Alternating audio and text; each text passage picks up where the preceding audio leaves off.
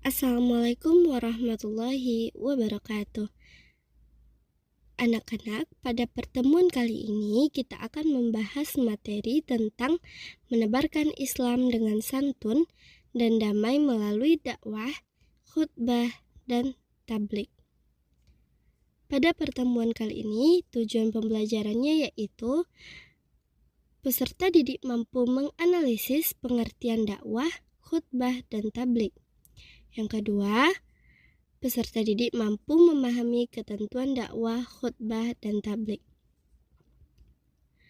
Materi pertama tentang dakwah. Dakwah adalah mengajak atau menyeru orang lain untuk meyakini kebenaran ajaran Islam untuk mencapai kehidupan yang lebih baik. Dalil perlunya dakwah terdapat dalam Quran Surat Ali Imran ayat 104. Adab berdakwah yang pertama, dakwah dengan cara hikmah, yaitu ucapan yang jelas, tegas, dan sikap yang bijaksana. Dakwah menggunakan cara yang baik. Dakwah dengan cara diskusi atau tukar pikiran dengan orang lain. Dan yang terakhir, dakwah melalui teladan yang baik. Tujuan dan sasaran dakwah yang pertama, tujuan berdakwah yaitu beriman hanya kepada Allah Subhanahu wa Ta'ala, menjadikan seluruh aktivitasnya hanya beribadah kepada Allah, mengajarkan amal soleh dalam arti yang seluas-luasnya, dan berakhlak mulia yang tolak ukurnya adalah Rasulullah SAW. Sasaran dakwah yang pertama, memberikan semangat kepada manusia agar selalu meningkatkan kualitas dan kuantitas amalnya.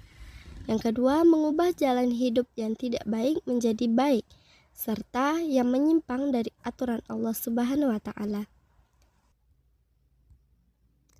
Syarat dan metode dakwah yang pertama, satunya kata dengan perbuatan, sikap, perilaku, dan tingkah laku benar-benar menjadi teladan. Yang kedua, memahami objek dakwahnya.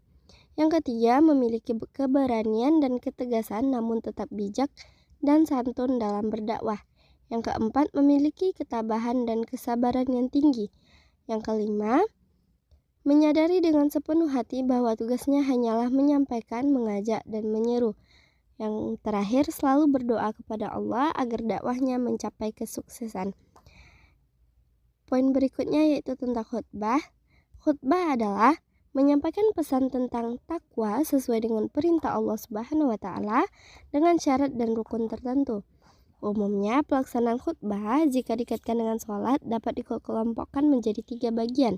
Yang pertama, khutbah dilakukan sebelum sholat, misalnya sholat Jumat. Yang kedua, khutbah yang dilakukan sesudah sholat, misalnya khutbah sholat Idul Fitri dan Idul Adha. Yang ketiga, khutbah yang tidak berkaitan dengan sholat, misalnya khutbah nikah. Syarat khatib yang pertama, Islam yang sudah balik dan berakal sehat. Yang kedua, mengetahui syarat dan rukun sunnah khutbah. Yang ketiga, suci dari hadas. Yang keempat, fasih saat mengucapkan ayat Al-Quran dan hadis. Yang kelima, memiliki akhlak yang baik dan berpenampilan rapi dan sopan. Yang keenam, suaranya jelas dan dapat dipahami oleh jamaah.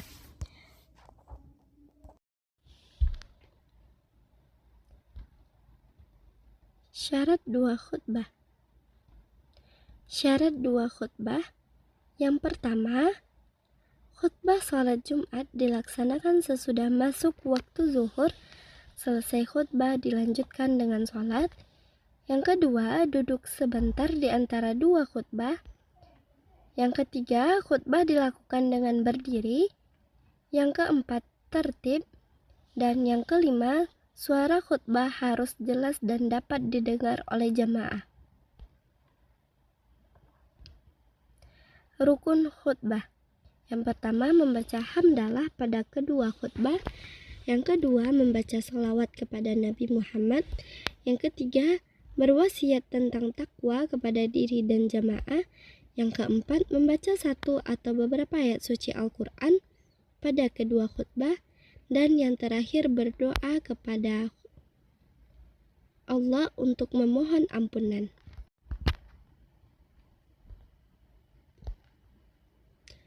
Sunnah khutbah. Yang pertama, khatib memberi salam kepada awal khutbah dan menghadap ke arah jamaah.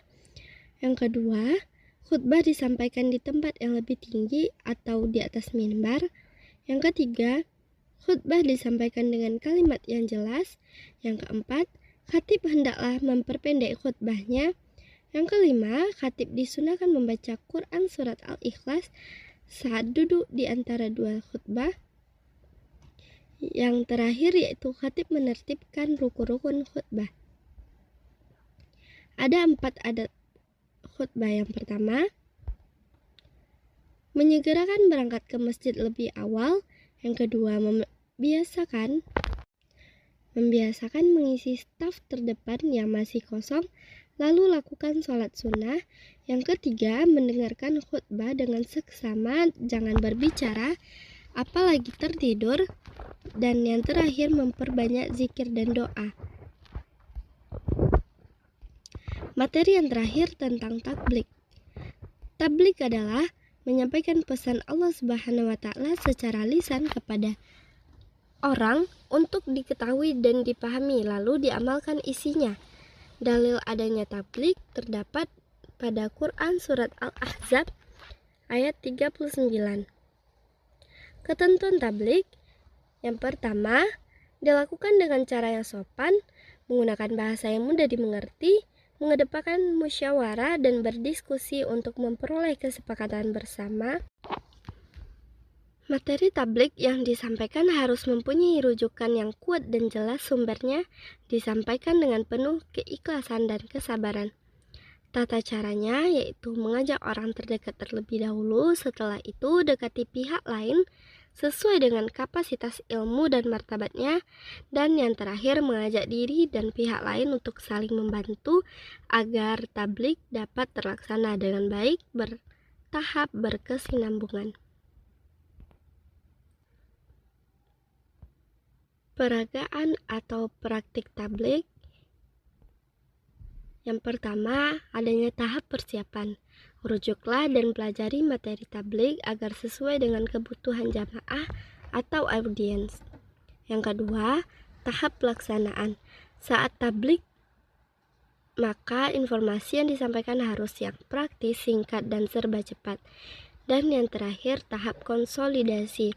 Sebagai tahap akhir, upayanya pemantapan pemahaman materi tabligh dalam bentuk kesimpulan atau resum. Mungkin sekian materi kita pada pertemuan kali ini. Semoga materi ini bermanfaat bagi anak-anak semua. Terima kasih. Assalamualaikum warahmatullahi wabarakatuh.